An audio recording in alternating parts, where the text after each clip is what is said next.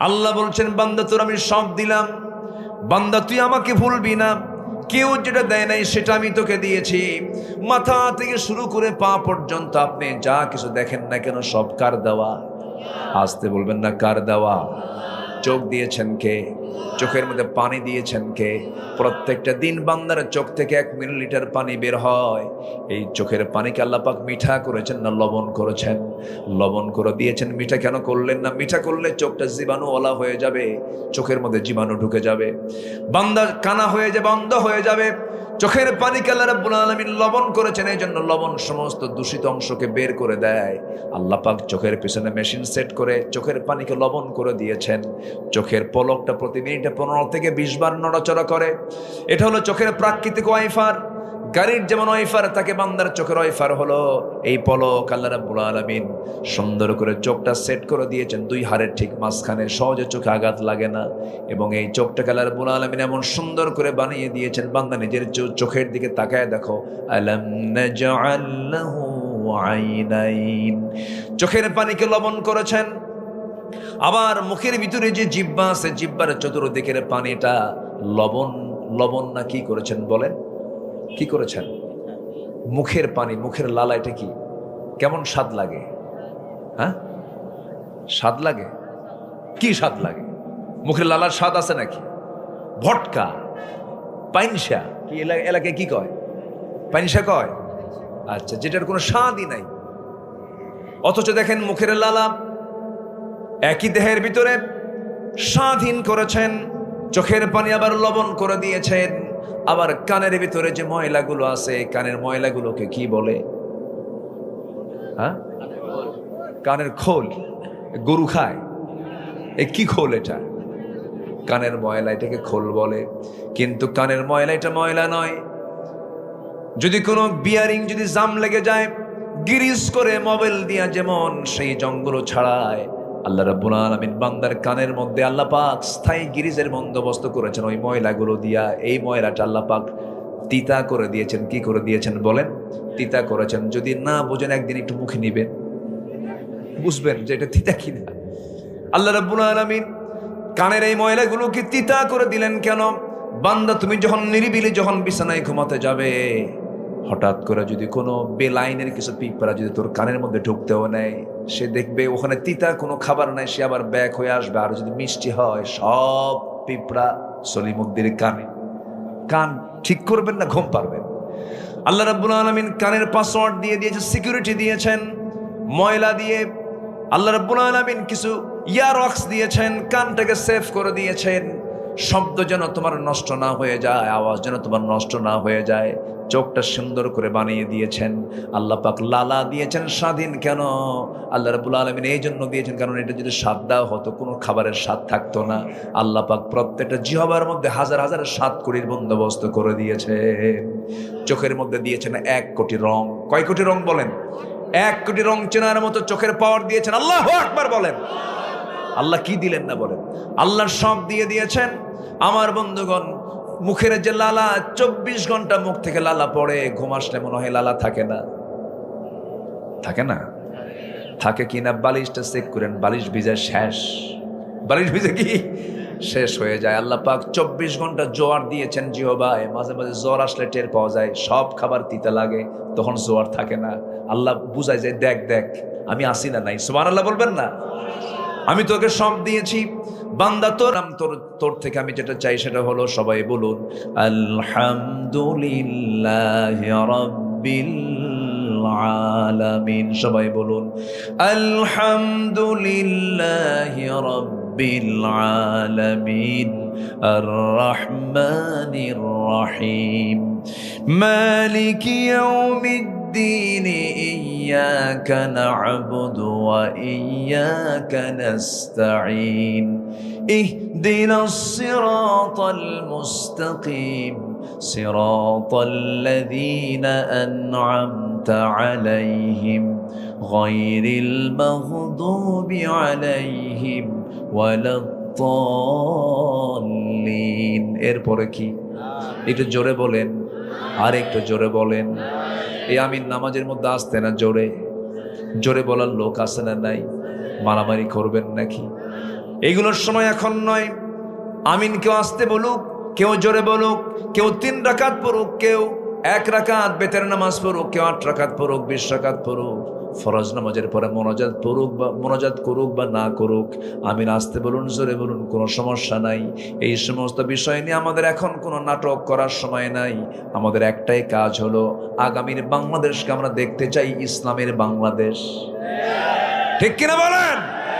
ইসলামী মূল্যবোধ যেন থাকে, ইসলাম যেন থাকে, আমরা এমন একটা বাংলাদেশ আমরা দেখতে চাই। জোরে বলি ইনশাআল্লাহ। আমার বন্ধুগণ, আমার ভাইরা, সব দুনিয়া থেকে একদিন বিদায় নিয়ে নেব। চোখের সামনে কত বন্ধুর বিদায় হয়ে গেল। দুপচাচি একটা উপজেলা আছে, আপনাদের একই আসন মনে হয় নাকি? দুপচাচি একটা উপজেলা, সেখানে তালুচ একটা এলাকা আছে, তালুচ আছে না, একটা এলাকা আছে। সেই এলাকায় একটা আমার বন্ধুর বাড়ি ছিল, একসঙ্গে পড়াশোনা করতাম। জিয়া নাম তার, জিয়াউর রহমান নাম। ছেলেটা আর্মিতে চাকরি করত, একসঙ্গে আমরা পড়াশোনা করেছি, আলিম ক্লাসে পড়েছি। বহুদিন কথা হয় না, হঠাৎ করে একদিন তার নাম্বারটা আমার কাছে ছিল, ফোন দিলাম। ফোন দেওয়ার পরে ফোনটা উঠালো, মহিলার কণ্ঠ ভেসে আসলো, সালাম দিলাম, উত্তর দিল। ভাবলাম মনে হয় তার হালিয়া হবে, তার বউ হবে। বললাম ভাইটা কোথায়? ভাই তো নাই, আসলে আমাকে একটু বলবেন, আমি অমুক ফোন দিয়েছি, আমাকে যেন একটু ফোন ব্যাক করে। কেঁদে কেঁদে বলছে, ভাই রে, আপনার ভাই তো এমন জায়গায় বেড়াতে গেছে যে দেশ থেকে মানুষ ফিরে আসে না, চলে গেছে একদম। আমি থমকে গেলাম, আহারে, জানলাম না হঠাৎ করে কোন দিন বিদায় হয়ে গেল।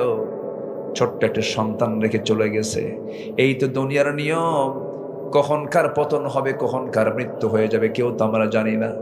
সব একদিন দুনিয়া থেকে বিদায় নেব। যুবক, তুমি নতুন বিয়ে করেছ, নতুন সংসার শুরু করেছ, বিয়ের বয়স মাত্র 2 বছর, ছোট্ট একটা বাচ্চা হয়েছে, 7 দিন 8 দিন বয়স। হঠাৎ করে তুমি আদমদিঘির বাজারে বাজার করতে গিয়া রোডের খাদে পড়ে হুন্ডা অ্যাক্সিডেন্ট করে মারা গেলে। মারা যাওয়ার সঙ্গে সঙ্গে বইয়ের কানে সংবাদ চলে গেল। বউটা জানলো, কানলে কাঁদতে কাঁদতে বেকারার হয়ে গেল, অজ্ঞান হয়ে গেল, গলা ভেঙে গেল। ঘুমাস না, ঘুম নাই, দাও খাওয়া নাই, দাওয়া নাই। 3 দিন 4 দিন চলে যাবে, কিন্তু 7 দিনের মাথায় তার খাবার শুরু হবে, কথাও শুরু হয়ে যাবে, একটু হাসিয়ে মুখে আসবে। 1 মাস চলে যাবে, 1 মাস যাওয়ার পরে দেখবে অনেকটা ভালো হয়ে গেছে। 2-3 মাস যাওয়ার পরে হঠাৎ করে তার আব্বা আম্মা বলবে, চল আমাদের বাড়িতে নিয়ে যাই তোরে।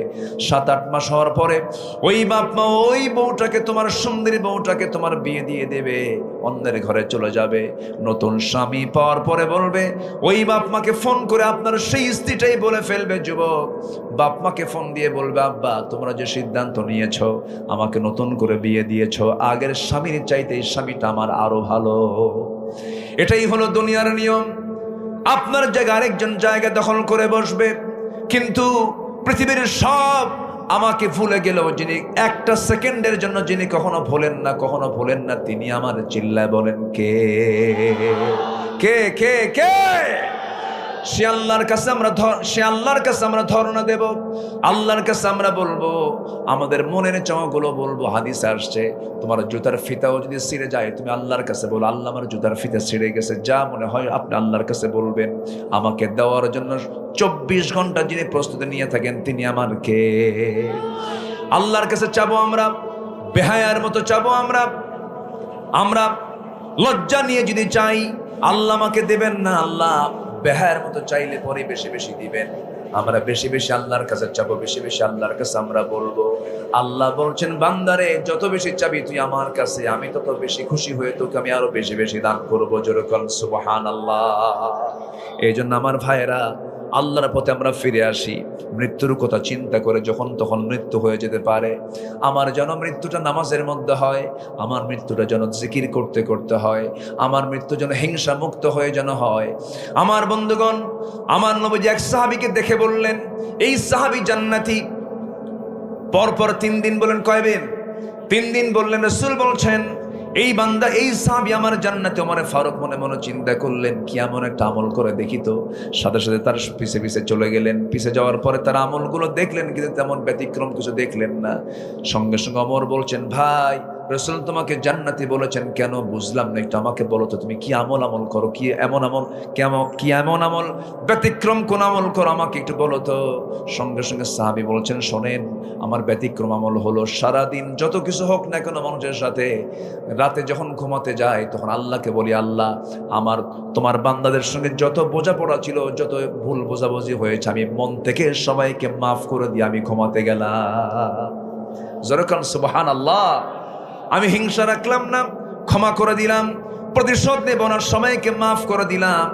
সঙ্গে সঙ্গে ওমরে ফারুক বলছেন, বুঝতে পেরেছি তোমার এমন উদারতার কারণে আল্লাহ রাব্বুল আলামিন তোমার রাসূলকে, আমার রাসূলকে দিয়ে তোমাকে জান্নাতের ঘোষণা দিয়েছেন। যেরকম সুবহানাল্লাহ।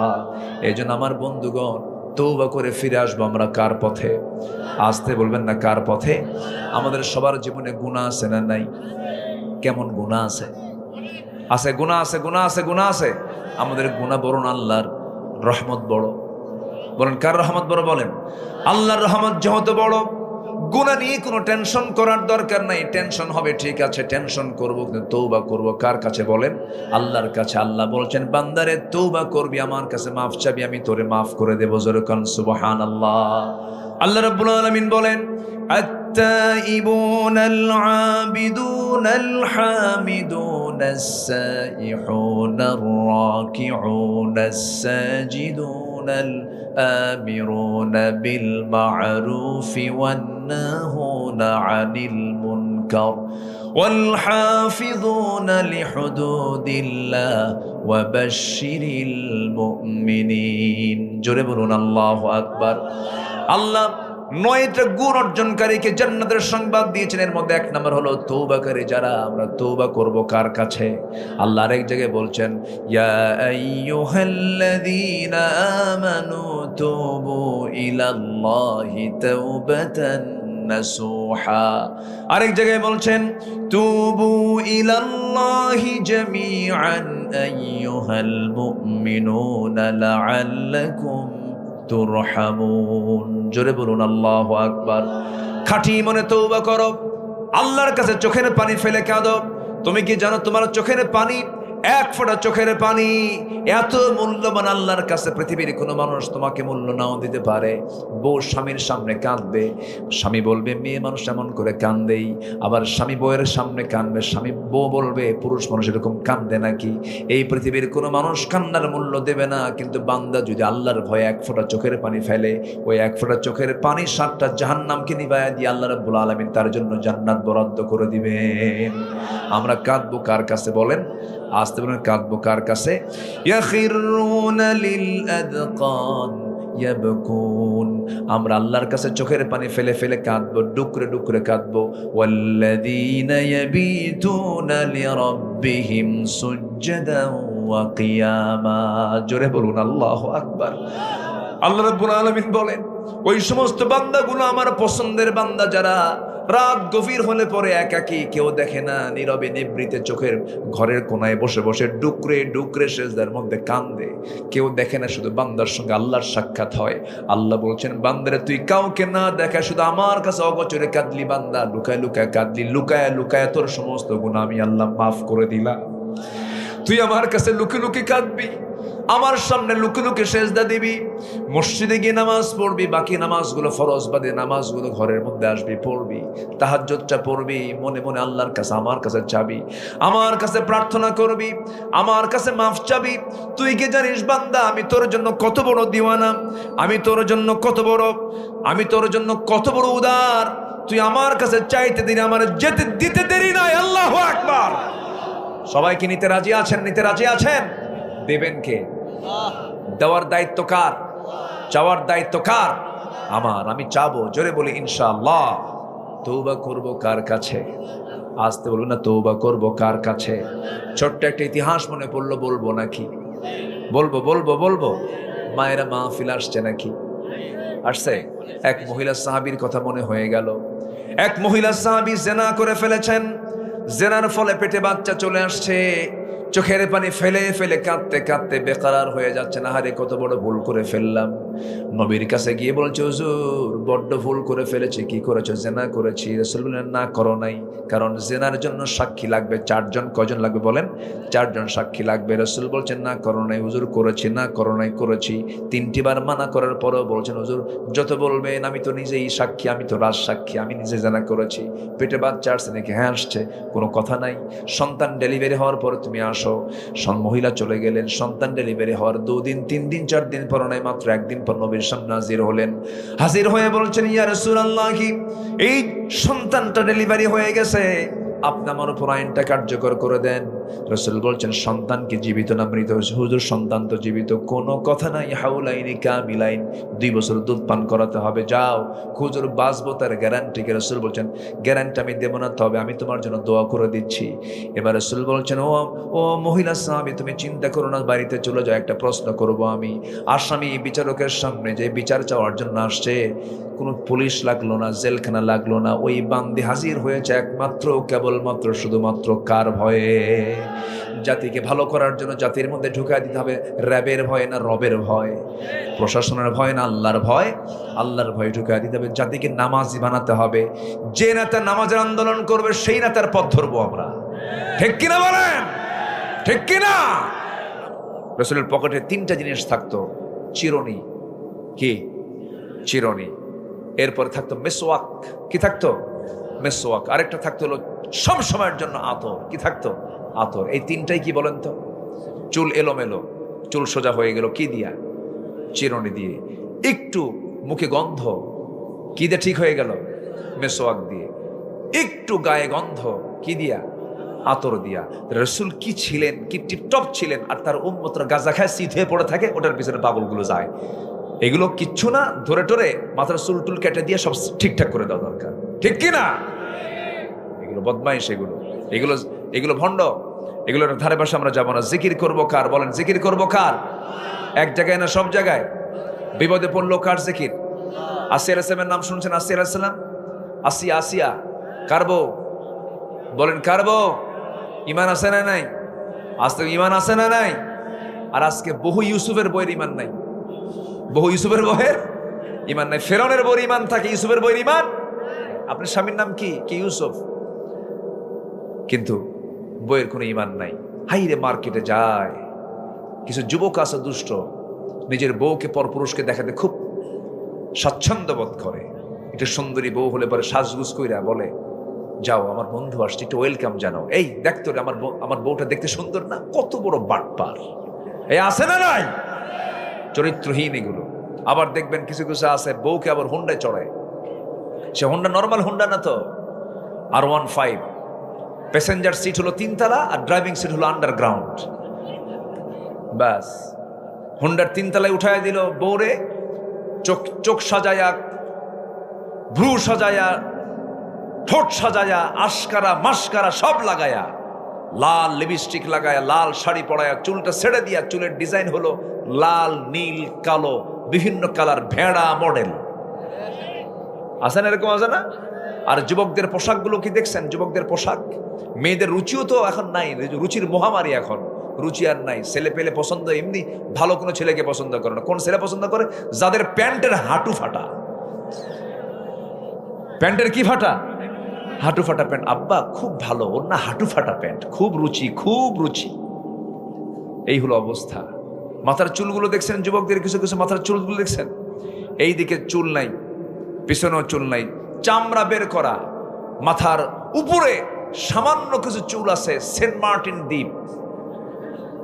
কি বলেন? মানে চতুর্দিকে পানি, মাঝখানে একটা দ্বীপ খাড়া হয়ে আছে। যখন বলা হয় ছেলে তুমি ডিজাইন পাইছো কোথায়, হুজুর বুঝবেন না, এগুলো বুঝবেন না।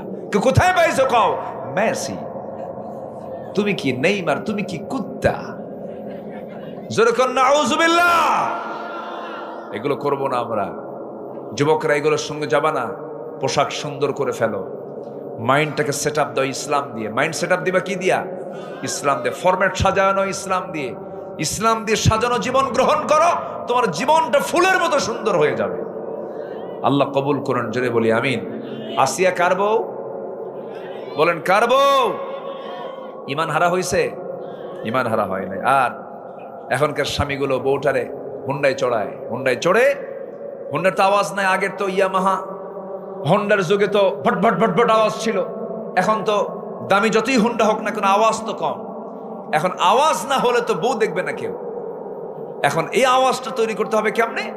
চলে গেছে হোন্ডার দোকানে, যাই কয় এই সাইলেন্সার খোল, কি পাইপ খুলে ফেল। পাইপ খুলে ফেলার পরে বট বট আওয়াজ হয়, হোন্ডায় তুলে এক দিলে এক টানে চলে গেছে কোথায়? না, ও হাঁপানিয়া চলে গেছে। কই গেছে? হাঁপানিয়া। এক টানে হাঁপানিয়া, যে টান দিছে এমন আওয়াজ, দুই পার্শ্ব থেকে তাকায় আর বলে এই কি যায় রে। এই যে আপনি এই সমস্ত অপকর্মগুলো করলেন, এটার জন্য জবাব দিতে হবে কার আদালতে? বউ কি ব্যক্তিগত সম্পদ না জাতীয় সম্পদ? আসতে কয় বলেন, এটা কি পার্সোনাল না পাবলিক? যেরকম বউ কি পাবলিক হয় না পার্সোনাল হয়? আর হুন্ডাই চড়ে ঘুরায় যারা, তারা কি বানায়? পাবলিক। দেখ সব মজা নেই। যেরকম নাউজুবিল্লাহ, এই বিকৃত চিন্তা থেকে আল্লাহ পাক মুসলিম উম্মাকে হেফাজত করো। জোরে বলি আল্লাহুম্মা আমিন। মেয়েদেরকে মার্কেটে একা পাঠাবেন না।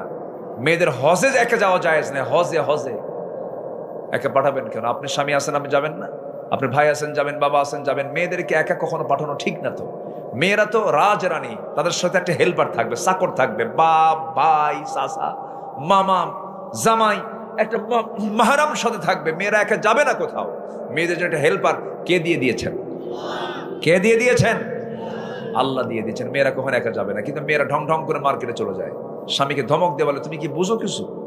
তুমি তো কসু বোঝো, শাড়ি কিনে আনো 300 টাকার শাড়ি 1500 টাকা দিয়ে, সংসার তো ধ্বংস করবা তুমি। থাকো, বাচ্চা নাও, করে নাও, দুধ খাওয়াও। 1.5 বছরের বাচ্চাকে স্বামীর দায়িত্ব দিয়ে দেখ দুধ খাওয়া। চলে গেল মার্কেটে গিয়ে ঠ্যাঙের উপরে ঠ্যাং তুলে দিয়ে দোকানদারকে বলে ভাইয়া এটা শাড়ি দেখানো যাবে কি? এমন ভাষা, মাখরাজ, সিফাত দেখছেন তার? কি শব্দ চয়ন, কি সুন্দর করে বলে। দোকানদার তো চিত হয়ে পড়ছে। দোকানদার এখন শাড়ি একখান বের করে নিজের গায়ে লটকায় দিয়ে বলে আপা এই শাড়ি কিন্তু আপনাকে দারুণ মানাবে। ওটা আরেক বদমাইশ। আছে না নাই? এগুলো নোংরামি করা যাবে না। আমরা সচেতন হব নিজের পরিবারকে নিয়ে। নিজের পরিবারকে নিয়ে আমরা জান্নাতে যাবো ইনশাআল্লাহ। জোরে বলি ইনশাআল্লাহ। বউকে বলবে তুমি আমার দুনিয়ার জীবনেরও বউ, জান্নাতেরও বউ। কি আসতে কোন কেন? যুবক যারা বিয়ে করেন তারাও কয় ঠিক, তুমি তো বিয়ে করো নাই, তুমি কি করো? হ্যাঁ, ভবিষ্যৎ প্ল্যান আছে মাশাআল্লাহ। জান্নাতে বউ নিবেন না আপনারা? না, এত আওয়াজ আসতে হলে তো লক্ষণ ভালো না। জান্নাতে বউ কি নিবেন আপনারা? হ্যাঁ, বুড়া চাচাও কইছে, কিন্তু বুড়ি জানলে কিন্তু খবর আছে। মেয়ে মানুষ আল্লাহ পাক কেমন ভাবে বানিয়েছেন, হুরের গল্প করলেও হিংসা করে।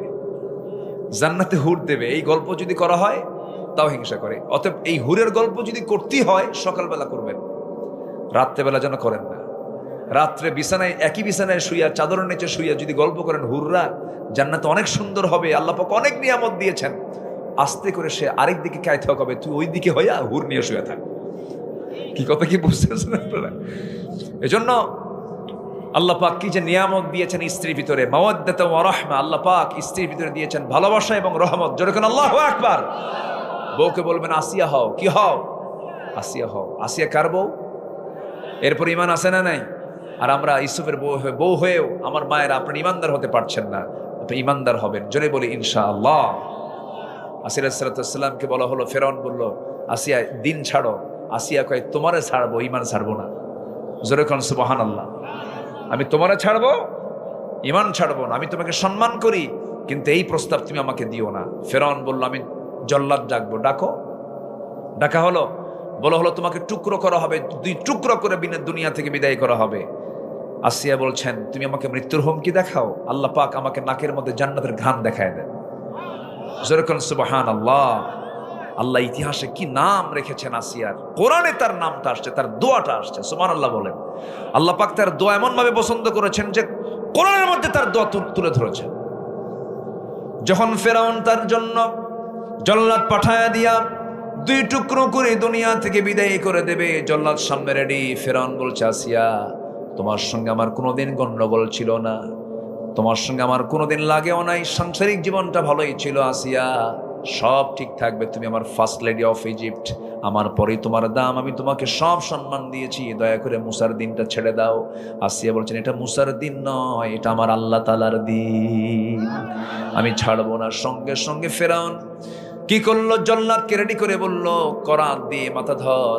মাথায় যখন ধরা হলো করাত, সঙ্গে সঙ্গে আসসালাম একটা দোয়া পড়লেন। সেই দোয়াটা হলো, রব্বি বিনিলি ইনদাকা বাইতান ফিল জান্নাহ ওয়া নাজ্জিনি মিন ফিরআউনা ওয়া আমালিহি।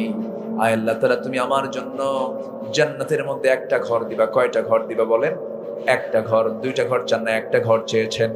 একটা ঘর যেন তোমার ঘরের দেওয়ালের সাথে হয়, এবং তুমি ফেরাউনের অপকর্ম থেকে তুমি আল্লাহ আমাকে বাঁচায়া দাও। আল্লাহ রাব্বুল আলামিন তার দোয়া কবুল করলেন, দুনিয়া থেকে বিদায় নিলেন। কিন্তু বাতিল শক্তির কাছে মাথা নত না করে ঈমানটাকে বাঁচায়া রাখলেন। জোরে কোন সুবহানাল্লাহ। এই জন্য জিকির করবো কার বলেন? আল্লাহ। তা আল্লাহ কবুল করেন, জোরে বলি আমিন। সবাই কি ফজর নামাজ পড়বেন? 5 ওয়াক্ত নামাজ পড়বেন? আল্লাহ কবুল করুন, জোরে বলি আল্লাহুম্মা আমিন। মন চাচ্ছে আরো কথা বলি, কিন্তু সব দিকে তাকাতে হবে। আপনার তো এক রাত, আমার তো সব রাত। আল্লাহ যা বলায় দিয়েছেন বলি আলহামদুলিল্লাহ, জোরে বলি আলহামদুলিল্লাহ। সবাই আল্লাহ রাব্বুল আলামিন কোরআনে কারীমের ভিতরে সুন্দর করে বলছেন, হাল ইয়াস্তাযিল্লাযীনা ইয়া'লামুনা ওয়াল্লাযীনা লা ইয়া'লামুন। যারা জানে, যারা জানে না, যারা বুঝে, যারা বুঝে না, কখনো সমান হতে পারে না। আর এক জায়গায় বলছেন, হাল ইয়াস্তাযিল আ'মা ওয়াল বাসীর। আরেক জায়গায় বলছেন, আফালা ইয়াতাদাব্বারুনাল কুরআন আম আলা কুলুবিন আকফালুহা। জোরে বলুন আল্লাহু আকবার। আমার বন্ধুগণ, মানুষের কি হলো, কোরআন নিয়ে গবেষণা করে না, তাদাব্বুর করে না, দিরাসাত করে না, কিরাত করে না, তেলাওয়াত করে না। কেন? তাদেরকে অন্তর কি তালাবদ্ধ হয়ে আছে নাকি? এই জন্য আমাকে আপনাকে শিখতে হবে, বুঝতে হবে। আগে আমাদের প্রথম হুকুমটা হলো শিখে নেওয়া। কোরআন শিখবো সবার পরে না সবার আগে? সবার পরে না সবার আগে? মরার আগে না মরার পরে? আমার দেশে কোরআন তেলাওয়াত হয় বেশি মরার আগে না মরার পরে? হ্যাঁ, মরার পরে কোরআন তেলাওয়াত হয় আমার দেশে। মরে গেছে, সামনে লাশ থুইয়া, অথচ কোরআন বলছে লিয়ুনযিরা মান কানা হাইয়া। আমি কোরআন নাজিল করেছি হলো জিন্দা লোকের জন্য। কি লোকের জন্য বলেন? আর তেলাওয়াত হয় মরার আগে না মরার পরে? মরার পরে না। মূর্খ আর জ্ঞানীটা কি, একটু উদাহরণটা দেব, একটু মনোযোগ দিয়ে শুনবেন। মূর্খ আর জ্ঞানী তফাৎটা অনেক। আচ্ছা, মূর্খ আর জ্ঞানী হওয়ার জন্য কিন্তু কামেল অথবা মাস্টার্স অথবা এমফিল পিএইচডি ডিগ্রি কিন্তু শর্ত না। জ্ঞানী হওয়ার জন্য এরকম অনেক জ্ঞানী আছে, মাস্টার্স ডিগ্রি, কিন্তু মূর্খ আছে কিনা বলেন? আছে কিনা বলেন? আচ্ছা, কোনো সার্টিফিকেট যে লাগবে তা নয়। হালাল হারামের জ্ঞান প্রত্যেকটা ইমানদারের জীবনে এটা অর্জন করা ফরজ। কাসবুল হালাল ফারিদাতুন আলা কুল্লি মুসলিম। হালালের জ্ঞান আপনাকে অর্জন করতে হবে। তাছাড়া আপনি হালাল হারাম যদি না জানেন, আপনি জীবনটা চালাবেন কেমনে? এই জন্য কোরআনের ইলম অর্জন করা শুধু আলেমদের জন্য না, সবার জন্য? সবার জন্য। মঞ্চে এসে অনেকে বলে, ভাই আমি তো এই মঞ্চের উপযুক্ত না, আমি কথা বলতে। তাহলে কথা বলেন কেন? কি কথা কি বুঝতেছেন আপনারা?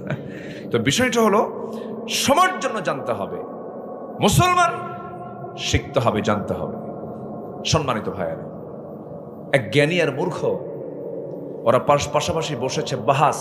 কিন্তু বাহাসটা হলো ইশারায়, কোনো কথা হবে না, শুধু ইশারায় বাহাস হচ্ছে। তো মূর্খ লোকটা জ্ঞানী লোকের সামনে বসে আছে, জ্ঞানী লোকটা মূর্খ লোকের সামনে বসে আছে। তো জ্ঞানী লোকটা একটা আঙ্গুল উঁচু করেছে, উনি বোঝাচ্ছেন ইলাহা কেউ না, ইলাহা মাত্র এক। তিনি কে? আসতে বলেন, তিনি কে? আল্লাহ। এরপর জ্ঞানী লোকটা 5টা আঙ্গুল উঁচু করে বোঝাচ্ছেন বুনিয়াল ইসলাম আলা খামসিন। ইসলামের ভিত্তি হলো 5টা।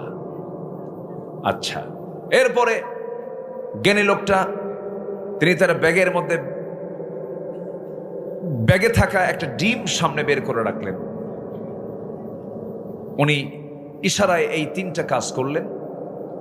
আর মূর্খ লোকটা যখন ওই শিক্ষিত লোকের একটা আঙ্গুল উঁচু করতে দেখছে, তখন সঙ্গে সঙ্গে মূর্খ লোকটা 2টা আঙ্গুল উঁচু করেছে।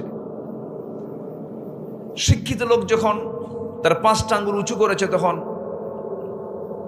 এই মূর্খ লোকটা হাত আগায় নিয়ে ওই জ্ঞানী লোকের গাল বরাবর চলে গেছে।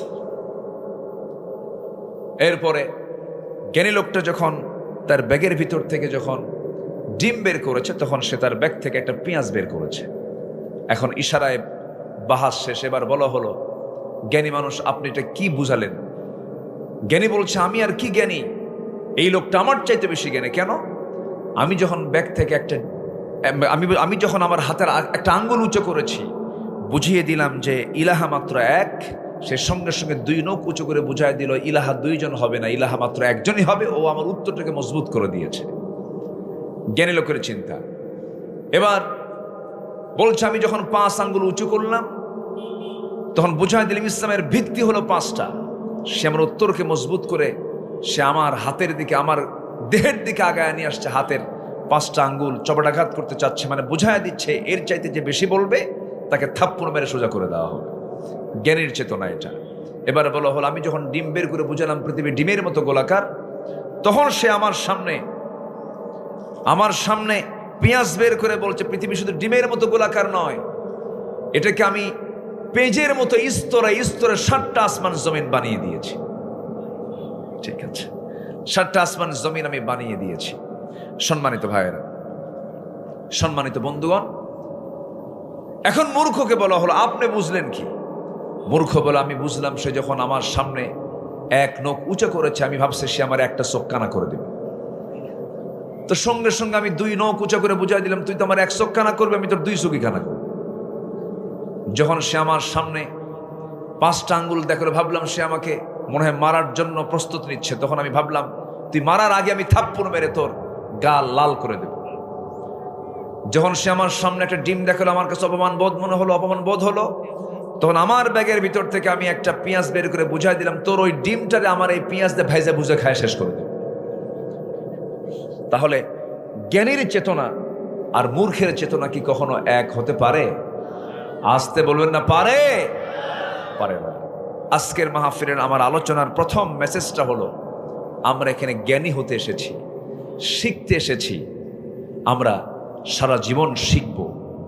তাহলে আমার শত্রু শয়তান কখনো আমাকে অ্যাটাক করতে পারবে না। আমরা শিখতে রাজি আছি তো ইনশাআল্লাহ? প্রথম শিখবো আমরা কার ওহীর কিতাব। বলেন, কার কিতাব? কার কিতাব? এটা হচ্ছে অক্সিজেন। এটা কি বলেন তো? অক্সিজেন। আমার আপনার জীবনের অক্সিজেন হচ্ছে কোরআন। কোরআন ছাড়া আমি আপনি পথভ্রষ্ট হয়ে পড়ব। আমি গোটা পৃথিবীর বহু দেশ সফর করেছি। অনেক আশ্চর্য, অনেক মখলুক, অনেক সৃষ্টি চোখের সামনে পড়েছে। অনেক কিছু দেখেছি।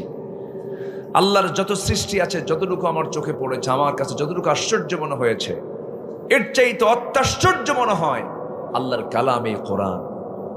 যেরকম সুবহানাল্লাহ, সামি'না কুরআনান আজাবা, এক আশ্চর্য কিতাব এটা। আপনি কি চান এর মধ্যে সব কিছু আছে? সুবহানাল্লাহ বলা যাবে না ভাই? এটা জোরে বলে সুবহানাল্লাহ। বহুদিন আগে একজনকে এক মাহফিল এরকম বললাম, এক বেচারির সামনে দাঁড়ায় বলে, হুজুর সব কিছু আছে এর মধ্যে, এর মধ্যে কি আলু আছে? আলু? তো বললাম, আলু কেন? ও আদাসিহা ওয়া বাসালিহা ওয়া ফুমিহা, আদা রসুন পেঁয়াজও আছে। জোরে বলি সুবহানাল্লাহ। সব বলে দিয়েছেন। সেই কিতাব থেকে আমি সামান্য কিছু কথা আমি আজকে প্ল্যান করছি কিছু বলার জন্য। আমাকে সময় দিচ্ছেন তো? কারো কোনো সমস্যা নাই? জোরে বলি ইনশাআল্লাহ। আদমের দিঘিতে এসেছি, এখানে সব আদম সন্তান। আল্লাহু আকবার, আল্লাহু আকবার। আমি খুব খুশি হলাম, আমার এখানে মেয়র মহোদয় আছেন, অনেকে অতিথি হয়ে আসছেন। আমরা কোরআনকে নিয়ে কিছু কথা বলবো আজকে। আমাদের দেহের ভিতরে একটা গোশতের টুকরা আছে, যেটা ঠিক থাকলে সব ঠিক, আর যেটা না ঠিক থাকলে সব বেঠিক। সেটা কি বলেন তো? কলব। সুন্দর হাদিসটা আপনারা বলতে পেরেছেন। আলা ইন্না ফিল জাসাদি লামুদগাতান ইযা সালুহাত সালুহাল জাসাদু কুল্লুহু ওয়া ইযা ফাসাদাত ফাসাদাল জাসাদু কুল্লুহু আলা ওয়া হিয়াল কলব। সাবধান, এটা হচ্ছে কলব। তো এই গোশতের টুকরা, এটাকে ঠিক রাখার দরকার আছে না নাই বলেন? কি দিয়ে ঠিক করবেন? পানি দিয়া ধুয়ে টুয়ে ঠিক করবেন? এটা ঠিক করবেন কেমনে? আজকে আমার আলোচনার সাবজেক্টই হচ্ছে এটা। আমাকে সময় দেবেন তো ইনশাআল্লাহ? জি, আসুন। আমাদের নফসকে যদি আমরা শুদ্ধ করতে পারি, আমাদের সব কিছু ঠিক হয়ে যাবে। আর নফসকে যদি আমরা শুদ্ধ না করতে পারি, আমাদের সব কিছু এলোমেলো হয়ে যাবে। বহু আলেম ধরা খেয়ে যাবে, বহু রাজনীতিবিদ ধরা খেয়ে যাবে, বহু নেতা ধরা খেয়ে যাবে, বহু নামাজি ধরা খেয়ে যাবে, বহু আলেম ধরা খেয়ে যাবে, বহু শহীদ ধরা খেয়ে যাবে, বহু দানবীর সেই দিন ধরা খেয়ে যাবে। কার আদালতে? আল্লাহর আদালতে, শুধু নফসের প্রবলেমের কারণে। শহীদকে আল্লাহ রাব্বুল আলামিন বলবেন, বান্দা তুমি এখানে কেন আসছো? আল্লাহ, তোমার দিন কি বিজয়ী করার জন্য শহীদ হয়েছিলাম। আল্লাহ বলবেন, না, তুমি যুদ্ধে গেছো, তোমাকে মুজাহিদ বলবে মানুষ, মুক্তিযোদ্ধা বলবে মানুষ, যোদ্ধা বলবে তোমাকে মানুষ। এই জন্য তুমি মানুষের বাহাবা নেবার জন্য যুদ্ধে গিয়ে মারা গেছো, শহীদের মর্যাদা তুমি পাও নাই। আজকে তোমাকে জাহান্নাম যেতে হবে। আলেম কেবল হবে আলেম, আলেম বলবে, আল্লাহ তোমার দিন তোমার খুশির জন্য শিখেছিলাম না। মানুষ তোমাকে আলেম বলবে, তোমার প্রশংসা করবে, তুমি মানুষের জন্য, মানুষের বাহবা নেবার জন্য আলেম হয়েছ, আজকে জাহান্নামে চলে যাও। যখন হাফেজকে ধরা হবে, হাফেজ বলবে, আল্লাহ তোমার জন্য আমি খুশি হয়ে, আমি তোমার জন্য, তোমার খুশির জন্য হাফেজ হয়েছেন না। মানুষ তোমাকে হাফেজ বলে সম্বোধন করবে, এই জন্য তুমি হাফেজ হয়েছ। দানবীর কেমন করে ধরা হবে? আল্লাহ রাব্বুল আলামিন নিয়তের বিশুদ্ধতার অভাবে অনেক বান্দাকে জাহান্নাম দেবেন। এই হাদিসটা যখন আমার চোখের সামনে পড়ে, হঠাৎ করে আমার ভিতরে কেমন যেন একটা কাঁপুনি শুরু হয়ে যায়, না জানি সেই কাতারে আমরা যাই কি না। আমার বন্ধুগণ, সেই জন্য সবার আগে বাহিরটা সুন্দর করব না ভিতরটা সুন্দর করব? বলেন বলেন, কি সুন্দর করব? কি সুন্দর করব? ভিতরটা। ভিতরে যদি ঠিক হয়ে যায়, সব ঠিক হয়ে যাবে। কে সফল? আল্লাহ রাব্বুল আলামিন দু জায়গায় বলেছেন, আমপারার ভিতরে সূরা আলার মধ্যে বলছেন, ক্বাদ আফলাহা মান তাযাক্কা ওয়া যাকারা ইসমা রাব্বিহি ফাসাল্লা বাল তু'থিরুনাল হায়াতাদ দুনিয়া ওয়াল আখিরাতু খায়রুন ওয়া আবকা إن هذا لفي الصحف الأولى صحف إبراهيم وموسى জোরে বলুন আল্লাহু আকবার। কোন বান্দা সফল? আরেক জায়গায় বলছেন, قد أفلح من زكاها وقد خاب من دساها জোরে বলুন আল্লাহু আকবার। ওই বান্দা সফল যে বান্দা নফসকে শুদ্ধ করতে পেরেছে, যে বান্দা নামাজটা সুন্দর করে পড়তে পেরেছে, যে বান্দা আল্লাহর জিকির, আল্লাহর নাম ধরে জিকির করতে পেরেছে, সেই বান্দাগুলো সফল। এই জন্য সফল হওয়ার জন্য আল্লাহ রাব্বুল আলামিন এক নাম্বার বান্দাকে বুঝিয়ে দিচ্ছেন, নফসটা ঠিক কর।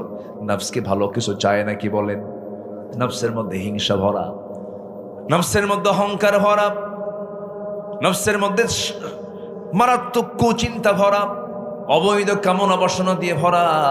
একজন নবী যাকে আল্লাহ রাব্বুল আলামিন নারীর ফিতনার মধ্যে ফেলেছিলেন, জেল পর্যন্ত খেটেছিলেন, সেই নবীর নাম কি বলুন তো? এত সুন্দর করে বলেন, বলুন কোন নবী? কোন নবী? ইউসুফ আলাইহিস সালাম জেল পর্যন্ত খেটেছিলেন। কিন্তু জেলখানায় গেলে কি হবে? সেই জেলখানায় ঢোকার পর আল্লাহ রাব্বুল আলামিন তাকে খাদ্যমন্ত্রী বানায়া দিয়েছেন। যেরকম সুবহানাল্লাহ। তাহলে নবীরা কি মন্ত্রী ছিলেন? আজ থেকে নবীরা মন্ত্রী ছিলেন? নবীরা কি শাসক ছিলেন? ছিলেন। কিন্তু আমাদের না সমাজে একটা আছে যে হুজুররা নামাজ কালাম পড়বে, এর আবার কি করবে? ইমামতি করবে, একটু এলেম টেলেম শিখাবে। হুজুরদের কাজ এরকমই।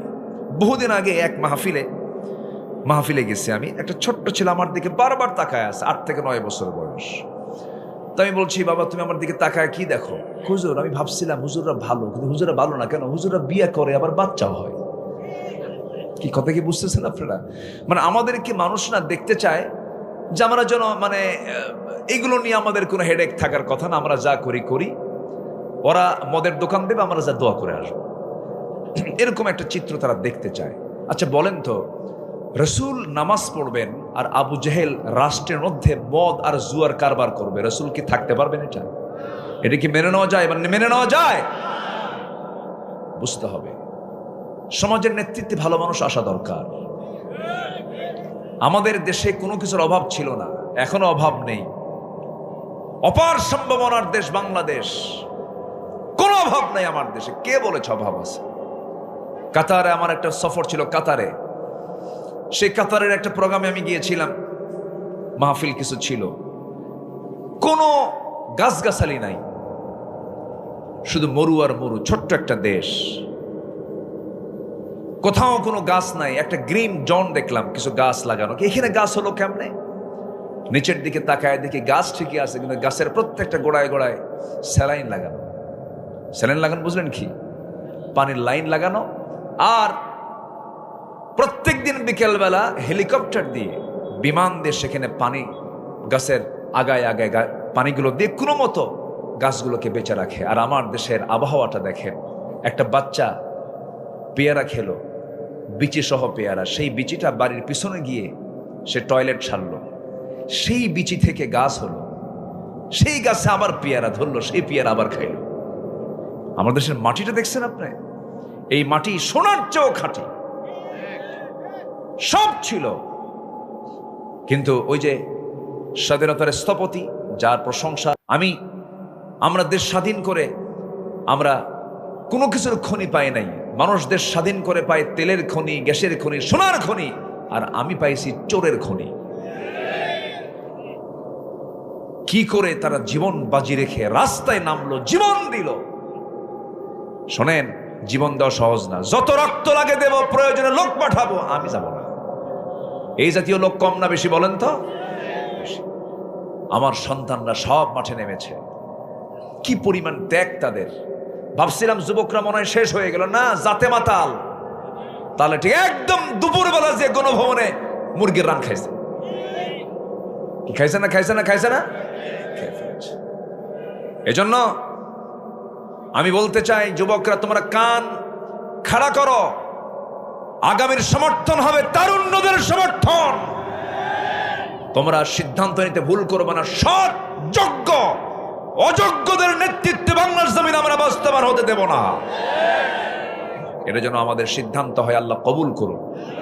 জোরে বলি আমিন, আরো জোরে আমিন। তাহলে আমরা নফসকে ঠিক করার দরকার আছে না নাই? নফস ঠিক হবে নামাজের আগে না নামাজের পরে? নামাজের আগে। নফস ঠিক করতে হবে নামাজের আগে না নামাজের পরে? নামাজ পড়া। অনেকে বলে হুজুর নামাজ না পড়ি ইমান ঠিক আছে। দেখেন, ও নামাজ না পড়ে ওর ইমান ঠিক। নফস ঠিক করার জন্য একটা পরিবেশ দরকার আছে না নাই বলেন তো? এরকম একটা নামাজের পরিবেশ লাগবে। নামাজের পরিবেশে যাবেন, দেখবেন আপনার নফস অনেকটা ঠিক হয়ে গেছে। আমার দেশে আবার কিছু কিছু দরবারে নামাজ লাগে না। হু খাজা দিল কর তাজা, ইসমে জালাল গাজার কলকি খাওয়া হালাল। যেরকম নাউজুবিল্লাহ। এখানে এক ভাই ছিলেন, কই উনি? আমার জেল পার্টনার। কই লিটন ভাই? কই চলে গেছে? আচ্ছা, আমার লিটন ভাই, আমরা জেলখানায় ছিলাম বেশ কিছুদিন। 2018 সালে। হ্যাঁ, বসেন বসেন বসেন। হ্যাঁ, পিন্টু চেয়ারম্যান সহ। পিন্টু শুনছেন না আপনারা? হ্যাঁ, বসেন। জেলখানায় গেছিলাম, হাসিনা দাওয়াত দিছিল, গেছিলাম, দাওয়াত দিয়ে নিয়ে চলে গেল, থাকলাম। আমরা তো দেশের কোনো নেতৃত্বে ছিলাম না, আমরা তো দেশ চালাই নাই ভাই। ধরার কি দরকার ছিল বলেন? এই ধরার কারণে তো আজকে সে দিল্লি গিয়ে চলে বসে থাকলো। এগুলো যদি না করতো সে ভালোই থাকতো। কি দরকার ছিল এগুলো করা? কি প্রয়োজন ছিল? কি অহংকার দেখছেন? রাজাকারের নাতিপুতিরা চাকরি পাবে? কথার সাইজ দেখেন। একটা প্রধানমন্ত্রীর ভাষা এমনটা হওয়া উচিত নয়। প্রধানমন্ত্রী একার না সবার? একার না সবার? ওই পদ, ওই চেয়ারটা সবার জন্য। আমার আল্লাহ তাআলা ফকিরকে খাওয়ান, ধনীকে খাওয়ান। আমার আল্লাহ তাআলা কাফেরকে খাওয়ান। আমার আল্লাহ তাআলা মুশরিককে খাওয়ান। আমার আল্লাহ তাআলা জেনাকারকে খাওয়ান। আমার আল্লাহ তাআলা চোর, ডাকাত, সন্ত্রাস সবাইকে খাওয়ান। আল্লাহ খাওয়ান না? খাওয়ান। যিনি প্রধানমন্ত্রী হবেন তার একটু ভাবনা থাকা উচিত। কিন্তু ওই দেখেন না, কথার সাইজ দেখেন না। আমার বাপ এই দেশ স্বাধীন করছে। প্রায় প্রায় বলতো না এই কথা? প্রায় প্রায় বলতো না? মানে ওটা তার পৈতৃক সম্পত্তি, আর আমরা তার ভাড়াটিয়া। আল্লাহ কয় যা, দিল্লি যা, বসে থাক, যা, আল্লামা সাঈদীর 25 বছর আগের বক্তব্য আল্লাহ পাক কবুল করে নিয়েছেন। উনি বলেছিলেন, গাছের গোড়ায় নাড়া দেব, মামা বাড়ি দিল্লি গিয়ে পড়বা। কোথায় গিয়ে পড়ছে বলেন? কোথায় গিয়ে পড়ছে? দিল্লির পাশাপাশি আরো জায়গা ছিল না? কলকাতা ছিল, আসাম ছিল, তারপরে ত্রিপুরার কি বলে আগরতলা ছিল, ইউপি ছিল, চেন্নাই ছিল, রাজস্থান ছিল, হায়দ্রাবাদ ছিল, এরপরে নেপাল, ভুটান, শ্রীলঙ্কা, মায়ানমার, ইয়াঙ্গুন, এরপরে ছিল বোনের বাড়ি লন্ডন, বিয়াই বাড়ি আমেরিকা। সব কোথাও যায় না, চলে গেছে মামা বাড়ি দিল্লি। আল্লাহ ওয়ালা যারা, তাদের দোয়া কে কবুল করেন? আসতে কে কবুল করেন? উনি বলেছিলেন, আমার সম্মান নিয়ে যারা সিনেমিনি খেলছে, আল্লাহ তুমি তাদেরকে জাতির সামনে ল্যাংটা করে দাও। দেয়নি? আছে না নাই? আল্লাহ আল্লাহ শোনেন কিনা? শোনেন, আল্লাহ সব শোনেন। আল্লাহু আকবার, আল্লাহু আকবার। সম্মানিত ভাইয়েরা, তাহলে নামাজ পড়ে ইমান ঠিক করব না ইমান ঠিক করে নামাজ পড়ব? বলেন বলেন বলেন। হ্যাঁ, আচ্ছা বলেন তো, আমার দেশে কোন ওয়াক্তে সবচাইতে কম মুসল্লি মসজিদে পাওয়া যায়? ফজর। আচ্ছা বলুন আবার, আমার দেশে কোন ওয়াক্তে সবচাইতে বাড়িতে মানুষ বেশি পাওয়া যায়? বলেন। এখন চুপ করে আছে, দেখছেন কেউ হয় না।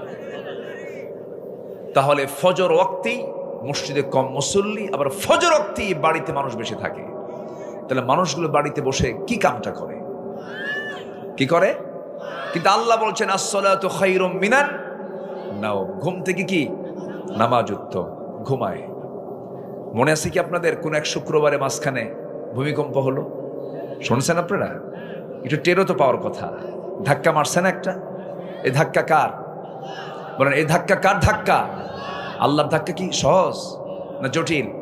বিল্ডিং বানালেন, যুগ যুগ ধরে বিল্ডিং বানায় রাখলেন, আর একটু নাড়া দিলে সব শীত হয়ে পড়বে, একটাও থাকবে না। কার কথা? সেদিন ঢাকা সিটিতে কোনো বাড়িতে মানুষ ছিল না।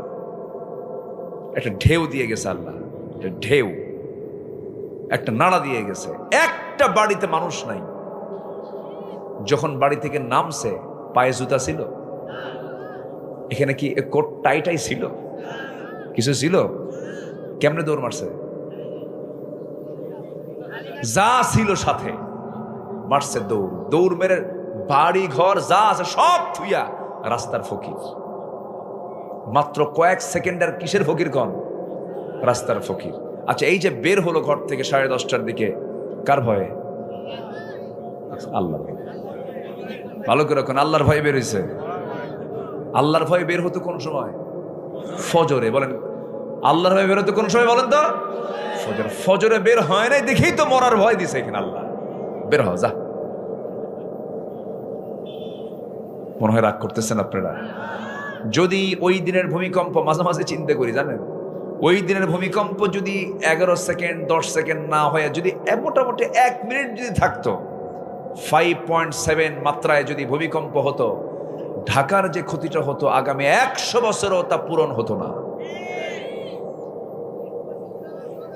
আমার আল্লাহ তাআলার কি ক্ষমতা! আর সে আল্লাহর জমিনে থেকে বান্দা কত বড় বিদ্রোহ করে, আল্লাহর বিরুদ্ধে কথা বলে। আবুল সরকার কয় আল্লাহর মাথাও নাই, কিছুই নাই, এবং বলে আল্লাহ কোরআনে নাচতে কইছে কয়েকবার। কেমনে? কুল আউযু বিরাব্বিন নাস মালিকিন নাস, তোরাও নাস। উচিত ছিল এদেরকে আম গাছের সঙ্গে বাইন্ধে থুইয়া 1.5 হাতের লাঠি দিয়ে 1.5 হাত লাঠি পিটাইয়া সোজা করা দরকার, ঠিক কিনা? বদমাইশ এগুলো। আবার এদের পক্ষে ফরহাদ মাজহাররা কথা বলে, এগুলো বদমাইশ, এগুলো সব, এগুলো বাজে কথা বলবেন না। এগুলো যারা নাস্তিক, আগামীর সরকারের যারা আসবেন, আমাদের দাবি হচ্ছে, ইমানের দাবি এটা, আল্লাহ রসুল কোরআন ইসলাম নিয়ে যারা বাজে কথা বলবে এমন আইন প্রণয়ন করা হোক যা 54 বছর হয়নি। এই সমস্ত নাস্তিক মুরতাদদের প্রকাশ্যে ধরে হত্যা করে এদের রক্ত মাংস হাড় হাড্ডি কুত্তা বিলাই দিয়ে খাওয়ানো দরকার। রাজি আছেন কারা কারা? হাত উঁচু করে দেখান মুসলমান।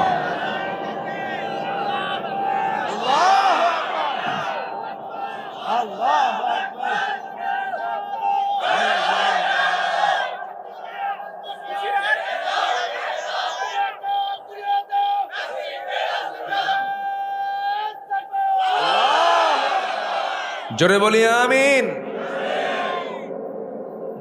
আমার রাসূলকে গালি দিলে তার পৃথিবীতে বাঁচার কোন অধিকার আছে? রাসূল বলেছেন ফাকতুলুহু, যারা রাসূলকে গালি দিবে তাদেরকে হত্যা করো। রাসূল কি গালি দিলা, তোমার পৃথিবীতে থাকারই তো অধিকার নাই। টাঙ্গাইলে এক পাগল আছে, সেদিন বলতেছে যে আমার তো কোনো গুনাই নাই, আমি আমিন কব কেন? দেখছেন, আমার কোনো গুনাহ আছে যে আমি আমিন কব? অথচ আমার আব্বা আদম আলাইহিস সালাম পৃথিবীতে নেমেই কোন দোয়া করেছিলেন? সবাই বলেন রব্বানা যালামনা আনফুসানা ওয়া ইল্লাম তাগফির লানা ওয়া তারহামনা লানাকুনান্না মিনাল খাসিরিন। ও আল্লাহ, নফসের উপরে জুলুম করেছি, তুমি যদি না মাফ করো আমি ক্ষতিগ্রস্তদের অন্তর্ভুক্ত হয়ে যাব। একজন নবীর দোয়া, একজন কি দোয়া? নবীর দোয়া। আবার ইব্রাহিম আলাইহিস সালাম বলছেন রব্বানা তাকাব্বাল মিন্না ইন্নাকা আনতাস সামিউল আলিম। আরেকজন নবীর দোয়া, যারা পারেন ঠোঁট মিলিয়ে বলুন লা ইলাহা ইল্লা আনতা সুবহানাকা ইন্নী কুনতু মিনাজ জালিমিন। আমার বন্ধুগণ নবীর আল্লাহর কাছে ক্ষমা চায়, প্রার্থনা করে, আর লতিফ সিদ্দিকী হয়ে আমার কোনো গুনাহ নাই, পিটাইয়া সোজা করা দরকার। বেদগুলো বদমাইশ, এগুলো যা মনে আসে তাই কয়। আসেন এরকম, আসে না? আসে না? আসে না? যা মনে আসে তা বলবেন কেন আপনি? এগুলো ঈমান হারা হয়ে যাবেন। আমরা নফসকে ঠিক রাখবো, জোরে বলি ইনশাআল্লাহ। এই যে আমরা একটা দোয়া পড়লাম, দোয়া ইউনুস, এই দোয়াকে কোন নবী কইছে? কোন নবী? তাকে বিপদে পড়ে আল্লাহ পাক বিপদে ফেলেছিলেন। উনি কিসের পেটে ছিলেন? কিসের পেটে বলেন? মাছের পেটে। আল্লাহকে বলছেন উনি? আল্লাহকে বলেছেন না। সেই দোয়া এখনো আছে না নাই? কিয়ামত পর্যন্ত বান্দা এই দোয়াটা পড়বে। এই দোয়া প্রথম শুরু করেছেন ইউনুস আলাইহিস সালাম। বিপদে পড়লি আমরা এই দোয়াটা পড়বো, জোরে বলি ইনশাআল্লাহ। বহুদিন আগে আমার ঝিনাইদহ জেলার মহেশপুর আমার একটা মাহফিল ছিল। মহেশপুর থেকে আমি কুষ্টিয়া হয়ে ঢাকা ঢুকবো, এরকম প্ল্যান। তো ঝিনাইদহর কালীগঞ্জ থেকে আমি কুষ্টিয়ার দিকে আসতে নিয়ে একটা ডাকাতের কবলে পড়লাম। ডাকাতি চলছিল, প্রচন্ড কুয়াশা, দেখা যাচ্ছে না সামনের দিকে। বহু ট্রাক সেখানে থেমে গেছে, আর সামনে একটা গাছ কেবলামুখী করে রেখে দিছে। কি করে কেবলামুখী করে রাখছে? পীর সাহেবরা। তো ডাকাতি শুরু করছে। এখন আমি সেই দিনের ড্রাইভারটা ছিল আবার একটু ওই যে কানে কম শোনে, এটাকে এলাকায় কি বলে? ঠসা, ঠসা, বয়রা, বধির। আচ্ছা, কানে কম শোনে এরকম একটা লোক ড্রাইভার ছিল সেদিন, অনেক আগের কথা। তো আমি দেখি যে কুয়াশা, কিন্তু গাড়ি যাচ্ছে না, প্রচন্ড কুয়াশা, দেখা যাচ্ছে না। ডাকাতি হচ্ছে, আওয়াজ শোনা যাচ্ছে, একটু চিৎকার হচ্ছে, মনে হয় কোনো চাপাতি দিয়ে গুতাচ্ছে, চেষ্টা করছে। তো কিছুক্ষণ যাওয়ার পর ভাবলাম মনে হয় ডাকাতি শুরু হয়ে গেছে, এরকম কিছু হচ্ছে। আমি ড্রাইভারকে বললাম, ড্রাইভার দেখো তো সামনে কি হয়। বোঝে না, মানে কানে কম শোনে, জোরে বলতে পারতেছি না। দোয়া ইউনুস পড়ো। ইউনুসকে মানে একে তো বিপদ, বুঝলেন, এই ঠসা নিয়ে আরেক বিপদে পড়ছে। নিচে দোয়া ইউনুস পড়া শুরু করলাম। এক পর্যায়ে দেখি দোয়া ইউনুস যত বেশি পড়তেছি, ডাকাতের একটা গ্রুপ, ডাকাতের একটা দলের একটা লোক এসে দরজায় গেটের কাছে এসে কাঁচের কাছে টোকাচ্ছে। আমি সিটটা ফোল্ডিং করে শুয়ে আছি যেন না দেখে, কিন্তু মনে মনে চিন্তা করলাম আল্লাহ দোয়া কইলাম ইউনুস, কিন্তু টোকায় কেন? কি কথা কি বুঝতেছ? ও তোমারে ডাকে কি করবো আল্লাহ? থরথর করে কাঁপতেছিলাম। কারণ তাদের ভিতরে তো সেই মায়া দয়া কাজ করবে না, কারণ সেটা তো তারা উত্তেজনা নিয়ে, সেখানে তারা একটা মাইন্ড সেট আপ নিয়ে তারা ডাকাতি করতেছে। এই সময় তো তাদের মায়া দয়া কাজ করবে নাকি? যত মায়া দেখাবে সে তো নিজেই মানা পড়ে যাবে। এতে তো তার একটা চেষ্টা, যদিও সেটা হারাম, কিন্তু চেষ্টা তার হারাম চেষ্টা। বারবার দোয়া ইউনুস পড়তেছিলাম, বারবার আমাকে ডাকতেছিল, কিন্তু কোনো উত্তরও দিচ্ছে না, দরজাও খুলতেছি না। শেষ পর্যন্ত আমি দেখতে পেলাম সামনে থেকে একজন ইশারা দিল, কেমন করে যেন একটা ডাক দিল, সে চলে গেছে। ডাকাতি শেষ হলো। আল্লাহ পাক আমাকে সেই রাতের জন্য এটা বাঁচায়া দিলেন। আলহামদুলিল্লাহ, জোরে বলি আলহামদুলিল্লাহ। বাঁচাতে পারেন কিনা বলেন? বাঁচাতে পারেন কিনা বলেন?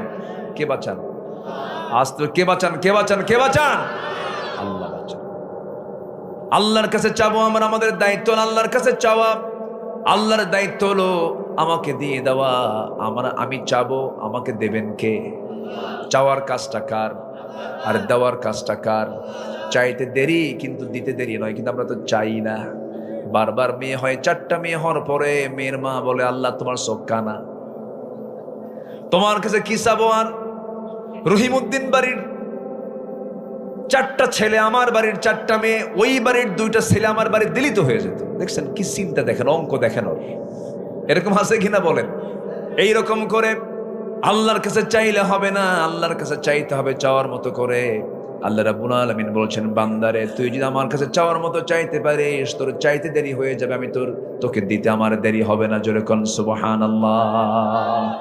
ধৈর্য সহকারে আমরা আল্লাহর কাছে চাবো। ইস্তাঈনু বিস-সাবরি ওয়াস-সালাহ। আমার ভাইয়েরা, মূল বিষয়ের দিকে যাচ্ছি আমরা। নফসকে আমরা ঠিক করে ফেলবো, নফসকে আমরা শুদ্ধ করে ফেলবো। নফসকে শুদ্ধ করার জন্য মোটামুটি 10টা পন্থা আল্লাহ রাব্বুল আলামিন কোরআনে বলে দিয়েছেন। 10টা পন্থার কথা বলবো আমি। নফসকে শুদ্ধ করার জন্য 1 নম্বর পন্থা হলো আমরা খাঁটি মনে তওবা করব। রাজি আছেন? সবাইকে রাজি আছেন? ওই যে পিছনের 2টা লোক উঠলো, আমি কি শেষ করে দেব? তো এর ওঠা বসা কেন? একটু বসেন না ভাই, একটু বসেন। কত সময় কত দিকে চলে যায়, কত সময় নষ্ট করে ফেলি আমরা। আর এখানে বসে আছেন, যে জায়গায় বসে আছেন, আপনি কি জানেন এই জায়গায় বসে থাকার কারণে আপনার আমল নামা থেকে গুনাহগুলো ঝরে যাচ্ছে? একটু জোরে বলে সুবহানাল্লাহ। এবং আল্লাহর রহমত অবারিত, আল্লাহর অবারিত রহমত এখানে বর্ষণ হচ্ছে। বলে আল্লাহু আকবার। কেউ যাবেন না, কেউ যাবেন না, দয়া করে আমরা একসঙ্গে দোয়া করে এখান থেকে উঠবো। আল্লাহ কবুল করুন। জোরে বলি আল্লাহুম্মা আমিন। তো নিজের নফসকে শুদ্ধ করার জন্য 1 নম্বর কাজ হলো আমরা তওবা করব। সবাইকে রাজি আছেন? আমরা তওবা করব। তওবা করলে আল্লাহ বিপদ থেকে বাঁচাবেন, আল্লাহ আমাকে আপনাকে মাফ করে দিবেন। জোরে বলে সুবহানাল্লাহ। সম্মানিত ভাইয়েরা, আমি সেই দিনের ভূমিকম্প, ঘন ঘন ভূমিকম্প হচ্ছে। এই ভূমিকম্প কিন্তু একটা চলমান প্রক্রিয়া। আমরা যে জমিনে বসে আছি এটা কিন্তু স্থির না, চঞ্চল, খুব ব্যস্ত। এই জমিন খুব নড়াচড়া করতে পারে। প্লেট আছে, প্লেট, এই প্লেটটা নড়াচড়া করলে সঙ্গে সঙ্গে নড়ে ওঠে। এই নড়াচড়া যেন না হয়, আল্লাহ পাক এটাকে আবার ব্যালেন্স করার জন্য আল্লাহ পাক বিভিন্ন জায়গায় মোড়ে মোড়ে কি দিয়েছেন? পাহাড় দিয়েছেন। পাহাড়গুলো আল্লাহ পাক এমনভাবে সেট করেছেন, নওগাঁর মানুষ পাহাড়কে বুঝবে না, দিনাজপুরের মানুষ পাহাড়কে বুঝবে না। বগুড়া, দিনাজপুর, নওগাঁ, রাজশাহী এগুলো হচ্ছে সমতল। পাহাড়ি অঞ্চল হলো, আপনি চলে যান সিলেটের দিকে, ত্রিপুরার দিকে, চলে যান আপনি পঞ্চগড় পার হয়ে হিমালয়ের দিকে, চলে যান আপনি বান্দরবানের দিকে, যেন নববধূর মতো সাজিয়ে রেখেছেন আল্লাহ তাআলা। সুবহানাল্লাহ বলেন। চলে যান কক্সবাজারের দিকে, চলে যান চট্টগ্রাম, টোটাল সিটির দিকে তাকান আপনি, মহেশখালী, কুতুবদিয়া, এদিকে যান। বিমান থেকে যখন নিচের দিকে তাকানো হয় যেন মনে হয় আল্লাহ তাআলা সাজানো পৃথিবী কি সুন্দর করে সাজিয়ে রেখেছে। যেরকম সুবহানাল্লাহ। আচ্ছা, পাহাড়ের যে বাইরের অংশটুকু আমরা দেখি, এটা বেশি লম্বা না ভিত বেশি লম্বা? ভিতটা বেশি লম্বা। মাত্র 10% হলো পাহাড়ের উপরের, যেটা চোখে পড়ে 10%, আর 90% ভিত হলো পাহাড়ের নিচে। যেরকম সুবহানাল্লাহ। কেন করেছেন? এটা করার কারণ হলো আল্লাহ রাব্বুল আলামিন বলেন, وَأَلْقَى فِي الْأَرْضِ رَوَاسِيَ أَن تَمِيدَ بِكُمْ وَأَنْهَارًا وَسُبُلًا لَعَلَّكُمْ تَهْتَدُونَ। আর জমিনে তিনি স্থাপন করেছেন সুদৃঢ় পর্বতমালা, পাহাড় পর্বতমালা তিনি তৈরি করেছেন, যাতে তোমাদের নিয়ে জমিন যেন হেলে না যায়, নড়াচড়া না করে। সুবহানাল্লাহ বলা যাবে না। আর নদ নদী পথসমূহ দিয়েছেন যেন তোমরা পথ প্রাপ্ত হও। এই যে আকাশের চাঁদটা দিয়েছেন, এটা হলো রাতের ঘড়ি। এই ঘড়িকে দেখে দেখে নাবিকরা ওই যে যুদ্ধ জাহাজ, রণতরী, এমনকি যে সমস্ত মালামাল যান বহন করে নৌকা পথে, এই সমস্ত তারকাগুলো দেখে দেখে, এই সমস্ত চাঁদগুলো দেখে দেখেই তারা পথ নির্দেশ করে, সুন্দর করে চলে। সুবহানাল্লাহ বলা যাবে না। কে দিয়েছেন? কে দিয়েছেন? আসতে বলবেন না, কে দিয়েছেন? বলেন, আল্লাহ দিয়েছেন।